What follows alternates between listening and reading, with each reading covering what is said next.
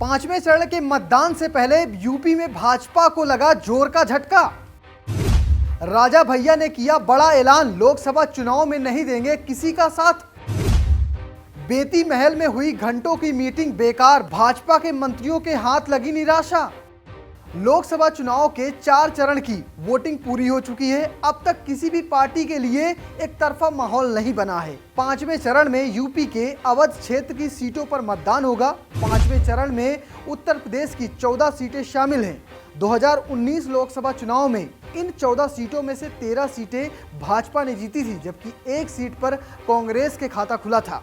लेकिन इस बार विपक्षी गठबंधन बनने के बाद कई सीटों पर कांटे की टक्कर नजर आ रही है और इसी चुनौती से निपटने के लिए भाजपा ने तैयारियां शुरू कर दी हैं। भाजपा राजा भैया को अपने खेमे में शामिल करने के लिए पूरी कोशिश कर रही है। इसके लिए गृह मंत्री अमित शाह से लेकर कई केंद्रीय मंत्रियों ने राजा भैया के साथ बैठक कर डाली है। लेकिन अब जो फैसला राजा भैया ने किया है उसे जानकर सब कोई चौंक गया है। तो चलिए आपको पूरी कहानी समझाता हूं और ये बताता हूं कि राजा भैया ने क्या फैसला किया है। 5वें चरण में जिन 14 सीटों पर चुनाव होना है उनमें मोहनलालगंज, लखनऊ, रायबरेली, जालौन, झांसी, हमीरपुर, कौशाम्बी, बाराबंकी, फैजाबाद, कैसरगंज, गोंडा, अमेठी, बांदा और फतेहपुर सीट शामिल है। इन सीटों पर नामांकन प्रक्रिया पूरी हो चुकी है। यहाँ पर 20 मई को वोट डाले जाएंगे।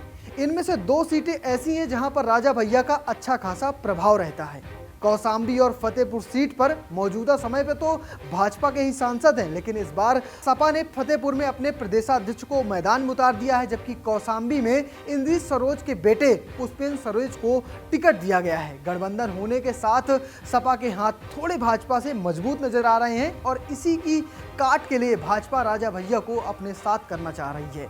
इसके लिए भाजपा के पूर्व केंद्रीय मंत्री संजीव बालियान और कौशाम्बी के भाजपा प्रत्याशी विनोद सोनकर राजा भैया से मिलने उनके कुंडा स्थित आवास पहुंचे। करीब आधे घंटे तक दोनों नेताओं ने राजा भैया से बातचीत की और लोकसभा चुनाव में समर्थन देने का आग्रह किया। बैठक के बाद राजा भैया ने कहा कि उनकी पार्टी की बैठक में ही किसको समर्थन दिया जाएगा इसका निर्णय लिया जाएगा। शाम को 1 घंटे तक चली पार्टी कार्यकर्ताओं की बैठक में किसी भी पार्टी को लोकसभा चुनाव में समर्थन नहीं देने का फैसला किया गया है और कहा गया है कि अपने विवेक से किसी भी पार्टी को कार्यकर्ता वोट देने के लिए स्वतंत्र हैं। साथ में आपको ये बता देता हूं कि कुछ दिन पहले ही गृह मंत्री अमित शाह ने भी राजा भैया से मुलाकात की थी और इसके बाद कयास लगाए जा रहे थे कि राजा भैया की पार्टी जनसत्ता दल लोकतांत्रिक भाजपा को समर्थन कर सकती है। वहीं दूसरी ओर सपा भी राजा भैया को अपने खेमे में करना चाह रही है। समाजवादी पार्टी के राष्ट्रीय महासचिव इंद्रित सरोज ने भी राजा भैया से मुलाकात की है और साथ साथ उन्हें अपने साथ जोड़ने की पूरी कोशिश की है।